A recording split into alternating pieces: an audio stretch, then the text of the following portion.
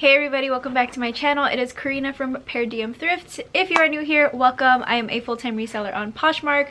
I also own my own brick and mortar consignment store. And today I'm just in my office hanging out, doing some catching up on shipping and all of that jazz. So I thought I would have you guys around to keep me company because nobody's in today. I am here by myself and I've just been kind of thinking about a lot of things over the weekend and I wanted to get them out there, I guess. Tell you guys what's been on my mind. I'm just gonna be shipping sales and taking some photos while we chat. I was thinking of doing just like a talking head video, just like a regular sit down with me and talk video, but I also have some things that I have to get done around the shop, so I figured why not just talk to you while I'm getting things done, killing two birds with one stone, and yeah, film a fun video for you guys. I'm currently shipping some sales. It is Memorial Day, so I can't actually ship them out today, but at least they'll be prepped for tomorrow and everything will be ready to go. So these past couple weeks I've been playing around with the Poshmark promoted listings and you guys are probably tired of hearing me talk about it, and I just wanted to kind of give you guys a little bit of an update because my sales pretty much tanked this past week. So since my sales have gone down, I'm kind of trying to go backwards and see what things changed as to why my sales are going down. I know I started kind of dabbling in live sales again and I stopped again. It's a whole thing. My Poshmark promoted listings might just be, the novelty of it may just be wearing off. I wasn't listing as much. Like, there are so many factors as to why. And this is my like toxic trait, is I get comfortable. I'll do work. I'll put in the work. I'll get comfortable and things will start to coast. Like, sales will be good for a period of time. And then I'll start to kind of drop off. Like, my motivation will kind of fade because I'm like, oh, things are fine. I don't have to list today. Things are fine. I don't have to send out offers to likers. I don't have to do all these things because sales are fine. But it's like that part of my brain that's forgetting that the only reason things are good is because I put in the work. And if I stop putting in the work, it's gonna go flat again. This is something I've been struggling with literally the whole 10 years of me being a reseller. I don't know why it's not sticking. And maybe you guys have like a very straightforward, easy answer for me. But as of right now, it's kind of just like, okay, I gotta get my head back in the game. I gotta figure these things out again. But as of right now, I'm kind of just like, okay, let's get back on track. Like I said, I stopped doing live sales. I'm trying to incorporate that back into my schedule. And I'm just trying to figure out how to get my sales back to what they used to be. Something I've noticed, and this is like a personal thing that I've noticed, as well as something that I've noticed watching other resellers do their thing, is that the more that we are involved in a sale occurring, the more attached we are to sales not happening. The more of like an emotional pull we have when sales are not happening. And I don't know if that makes sense, but essentially what I'm saying is that when we are the people ourselves who are doing the work, we're photographing, we're sharing our closet, we are sending offers to likers, we are physically manually doing all of those things ourselves, we notice it quite a bit, especially if reselling is our main source of income, or if it's like the biggest part, the biggest chunk of what we're doing with our lives. I've gone through phases where I either have a VA or I have somebody helping, or I'm not fully doing every single aspect of my business. And when that's the case, when the sales come, it feels great, but if the sales don't come, I'm not so connected to it because I know that I didn't put in the work. And so I don't blame myself as a person for those sales not occurring. Now, when I am more involved, when I don't have the help that I usually have, or when I'm the one who's taking the photos and listing, when I'm responsible for all of that and I'm not seeing sales, I take it so personally because I'm like, you know, I didn't do the work. I'm blaming myself. My value and my just worth kind of starts to get wrapped up in my business, and that is like the worst possible thing to do. And this is also the case when it comes to like getting returns or getting cases opened up against you. I know that especially in the beginning of my business, when I was really starting to take Poshmark seriously, whenever I would get a case opened up against me, it would hurt. It felt like a personal attack. It felt like this stranger on the internet just didn't get it. They didn't get all of the work that I was putting into my business. They didn't appreciate, they didn't value, they didn't see value in what I was doing. And so I would ruminate on these negative emotions and I would be so upset. And even though part of me knew that the reason that they're opening this case or whatever, especially for like item not as described, like it was usually a them problem. I didn't do anything wrong. I didn't scam them, you know? But maybe they had buyer's remorse or whatever reason. It was a personal issue on their side and I was taking it personally. It was never about me. And it's the same way with sales. Like, me not making sales on Poshmark or in my store or whatever, it's not a dig on me. It's not even a dig at all. It's just this transactional thing that may or may not be happening. It's really hard to separate yourself and to really allow yourself to understand that, especially when, you know, like, this is my baby. Per diem thrift is my baby. Reselling, having my store, all of it, it's my second child, you know? And so I'm really attached to it. But something I've been talking about with other business owners lately is just no one cares about your business as much as you do. So when these things do happen, when sales are slow or when you get a return or somebody makes some petty little complaint, we take it personally even though it really isn't personal. It is not personal. Anytime something negative happens, it's always a reflection on the person who is speaking it versus the person that they're speaking about.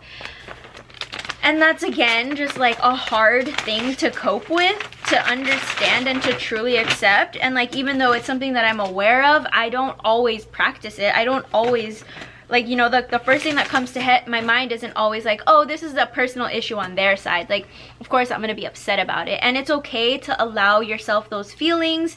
It is totally fine to just be upset. But also remember that you're more than it. And it's not a personal dig, I guess is what I'm essentially getting at. But going back to kind of the whole, like, sales are slow, so how can we adjust? It's connected in a way, I promise, but it's pretty much like, okay, being able to see there was a dip in sales.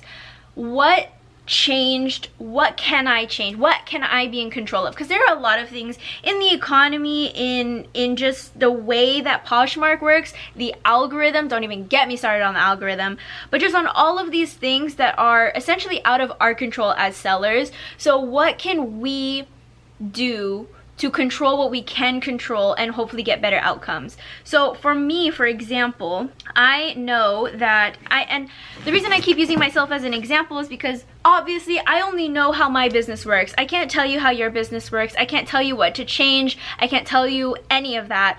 And I could even tell you something and it may or may not work. And I've seen this argument on like Facebook groups, is like the argument that what works for me may not work for you is invalid, but the truth behind it, if you really go deep into it, is the Poshmark algorithm works differently for every single person. And this is something that I'm noticing with the Poshmark promoted listings, because whenever you are involved in any sort of beta testing for Poshmark, remember when they did the whole search change, there was group A and there was group B. Everybody in that group B was SOL. Their sales tanked. I was part of that group too, okay, by the way. Their sales tanked. They weren't getting anything really out of Poshmark. And then group A over here, on the other hand, was like winning every day. They didn't see any changes. Everything was working in their favor. Those things are out of our control, right? Like, we don't get to ask Poshmark which group we want to be in. But in this case, like for the Poshmark promoted listings, if you can sign up for the wait list, if you qualify, that is one way that you can kind of tip things into your favor. It's not necessarily for sure that they're going to allow you into the program, but it could help. And just kind of finding opportunities where you can to tip the scale in your favor is the best option. I know that it's really frustrating that Poshmark does all of these things that we can't control, that we haven't asked for, that really affect our businesses negatively, but this is just one way that we can kind of get everything back on track. Another thing that you can try is to just, like I was kind of saying earlier, but just remove yourself as much as you can from your business. I cannot tell you how freeing it is to not have to share my closet manually every single day.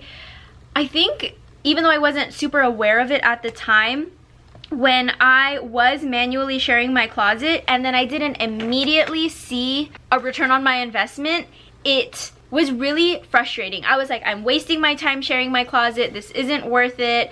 I can't believe I shared my whole closet and I only got 5 no notifications. And trust me, I've seen that a lot from people. They're like, oh, I shared my closet and I didn't get any likes or follows or anything. And I'm so confused.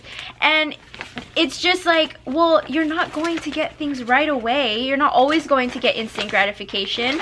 And when I was finally able to automate that part of my business with Poshmark VA, it's more of like a surprise now. It's like, oh my gosh, like look, it sent out an offer. I didn't do it, but now I have this wonderful sale that I didn't push for. It just happened by itself. So that's one way you can kind of remove yourself from the whole like attaching yourself too much to your business, and it's not that big of an investment, honestly, for Poshmark VA. I know that there are other options out there. I haven't used a lot of the options, so I can't really speak as to whether one is better than the other, but I've been using Poshmark VA for almost 2 years now, and I wouldn't go back. There's no way you could force me to go back. Okay, also, side note, LOL at me thinking that this was going to save time when in fact I'm just getting distracted by talking to you guys and I'm not actually doing what I said I was gonna do, but it's okay. I really came here with the intent to film a video and then just thought of all the other extra things that I had to do. But this is another thing, like if you can delegate different parts of your business out, it doesn't feel as bad when things don't turn out the way that you expect them. And that's a whole other lesson on like learning how to let go. For example, when I finally hired an intern, or anybody, even before I had my intern, when I was paying people to work in my store, it felt so much more gratifying when I was out and about doing whatever I needed to do and I would get a notification that I made a sale. It's like that feeling of making money in your sleep, but you aren't actually. I know that you have to like invest in these methods of help or in these other things and you're putting in the work beforehand, but just that feeling, you know, it's great. I know this video is all over the place, but I really just wanted to get a chance to just shoot the shit. It is so much better in this field of work when you have somebody to kind of just talk to or to listen to, and I don't have very many reseller friends in the area and most of them have full-time jobs, so I can't like talk to them on a daily basis necessarily or hang out with them. So hopefully these kinds of videos that I'm creating can provide you a safe space to just talk shit or just speak your mind or listen to somebody and connect with somebody if you do, like me, live in a small town and don't really have friends who understand what you're doing. I really appreciate being able to talk to people who are like-minded and who just get it. And a lot of people don't understand reselling. And it's funny because to us, as resellers, it's so simple. Like, it just makes so much sense. Like, we go to a thrift store, we find something exciting and you try to tell your partner or your friend about it and they just don't get it. Or you're really frustrated because you have a really problematic customer on the app or whatever. Nobody gets it or nobody can give you advice. So just being able to have a place to talk about that is great. I'm part of a few Facebook groups, and granted, I don't think all of the advice that is shared on these Facebook groups are great, but even like listening to other resellers talk on YouTube or on Instagram, it's enlightening and you can learn so much. That's definitely how I started. I watched so many YouTube videos and just started applying myself on Instagram to try to find like-minded people and learn what was happening, because there were definitely things that I believed to be true when I first started because I heard somebody say something, or I heard that like this big reseller was doing this and it worked for her. But the truth is, like, I wasn't at that position in my life and I wasn't at that position with my business, so it wasn't going to apply the same way to me. And I would get frustrated because I'm like comparing myself, and I realized that those big resellers aren't the goal. Like, I really hope that people don't look at other resellers and like look at them as this aspiration, because I've done it. Trust me, I've done it. I've been there, and it is not the way to go. You should be your own goal. You should be the only person you're comparing yourself to. You should be the only thing that you're trying to do better than. And it's so frustrating because a lot of the reseller community is like on Instagram or on YouTube or wherever, and so it is hard to compare yourself to what you're seeing online. But just remember that online is always a highlight reel. Trust me, like even as somebody who is a YouTuber or has a larger following online, trust me, you don't see even half of what I experience or what I go through. And it's not that I'm trying to hide it, but to be honest, like a lot of it is also me comparing myself to other people who may have it better than me or whatever it is. That's how I feel about certain things, and then I feel like ashamed or whatever. And it's so tiring, honestly, to constantly be comparing yourself.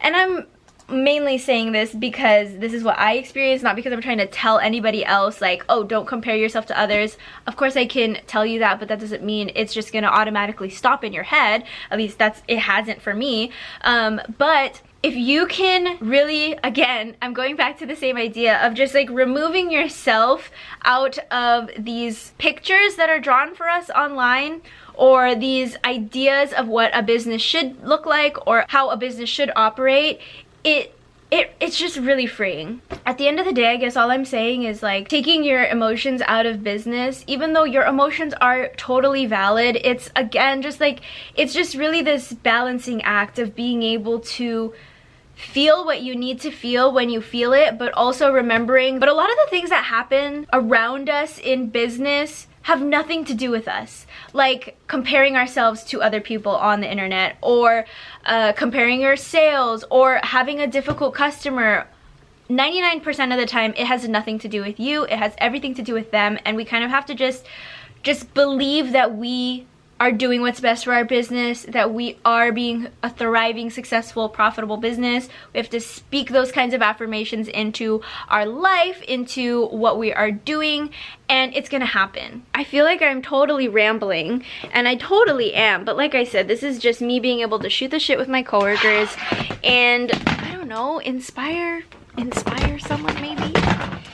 All of this to say, all of this like rambling to say that when it comes to slow sales, I know that we attach so much of that to our productivity, to what we are actively doing in our business, like physically.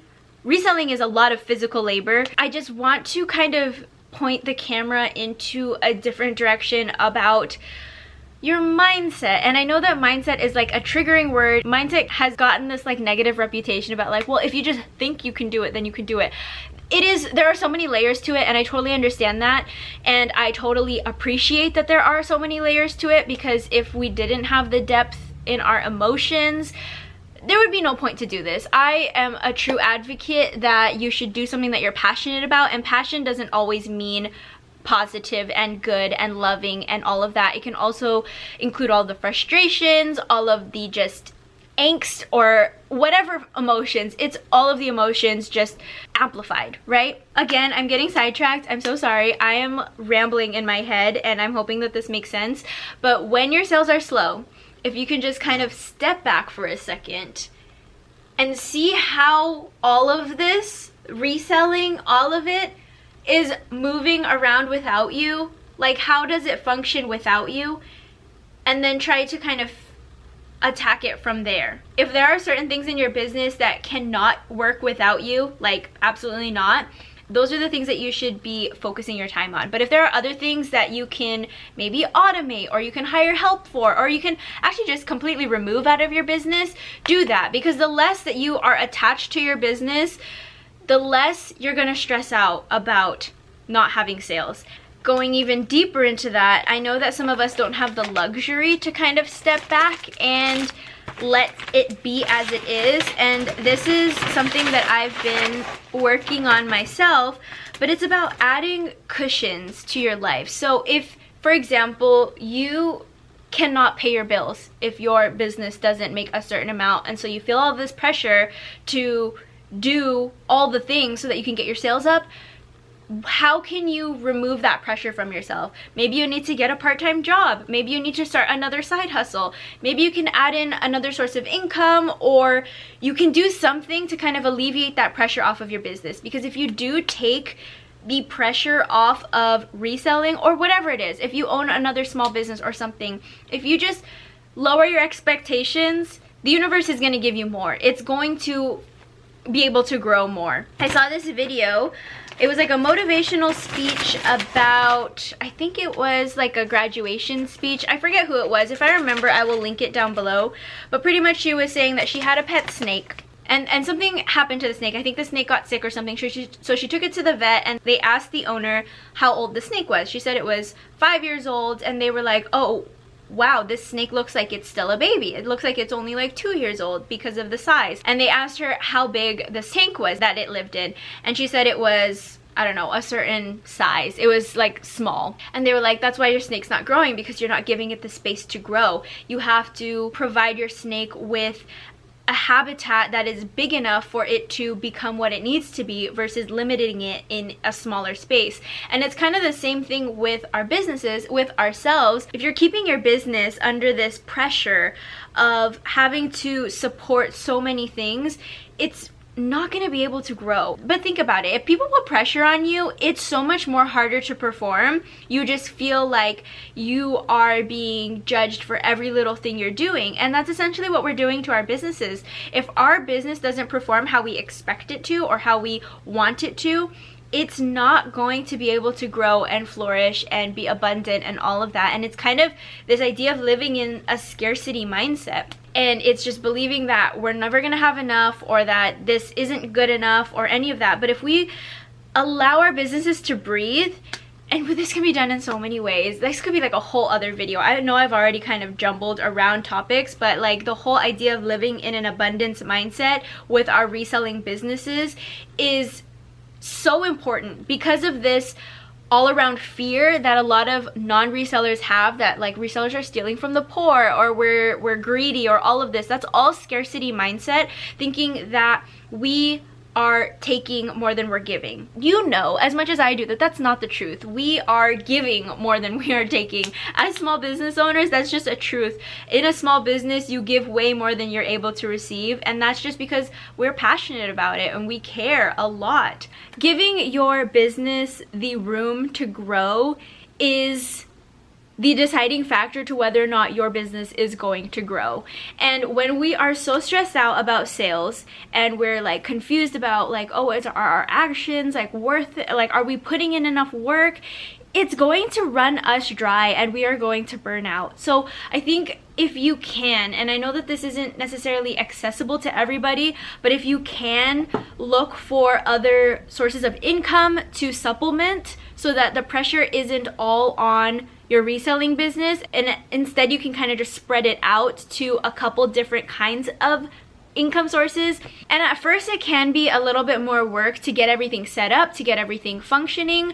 Over time, when all of the different kinds of income sources are kind of taking care of themselves, you're going to be able to step back and relax. This is something that you can do with reselling by just cross-listing to multiple platforms. So when one platform isn't providing what we expect it to, or what we hope that it will, at least other platforms can make up for the rest. Or if you do other kinds of side hustles that are still involved in reselling, for example, you can buy things specifically from the bins and take them to buy sell trade stores and get money that way. It is so much more freeing knowing that you have alternatives, you have other options. Or maybe if it's something that you want, you can take on a part-time job, you can work at a coffee shop, you can take a part-time work from home job, you can take a nannying job, a tutoring job, whatever it is. You can do all of these other things too to kind of just help you not stress out so much, avoid burnout, whatever you want to call it. There are so many things that you can try. I think before you start blaming yourself for why sales are not performing the way that you'd hope they would. Side note, I went to Goodwill the other day and I really wasn't finding anything, but when I was about to walk out, I found these mother jeans on the rack, and they're really cute. They're just like a high-rise, like straight leg, a little bit flare maybe on the bottom. I don't typically pick up mother because the ones that I usually find are like the looker style, and those sell horribly. But these are called the Insider. I don't think I've ever sold this style before, but we're going to try them out, see how they do. I hope this ramble resonates with somebody. I know that I've been just talking a lot and a lot of it hasn't necessarily made sense, but I just love these kinds of videos of showing you guys really what's on my mind and how I feel. And I know that there are people who feel the same way. Maybe they just don't talk about it, or they haven't heard anybody talk about it yet. So that's what we're doing. We're opening the doors to have difficult conversations about the reality of reselling, because it isn't always just how productive you are or how much sales you're making, how much money you're making. There are so many other things that are happening, and I feel like we just kind of ignore it sometimes or brush past it sometimes because we don't want to deal with it, or nobody wants to really talk about it. It's kind of like the elephant in the room. But that's what we're gonna do here. We're gonna bust down the doors and talk about all of the uncomfortable things because we need to, and it's only gonna help us. It's going to be hard at first. It is totally normal to have uncomfortable feelings and uncomfortable conversations, and I just want to be that, I guess, vessel to communicate all of the things that I feel like us as resellers should be talking a little bit more about. Anyway, enough rambling. I really got to get all of this done. But I love you guys. I hope you enjoyed this video, and I will talk to you guys later. Bye!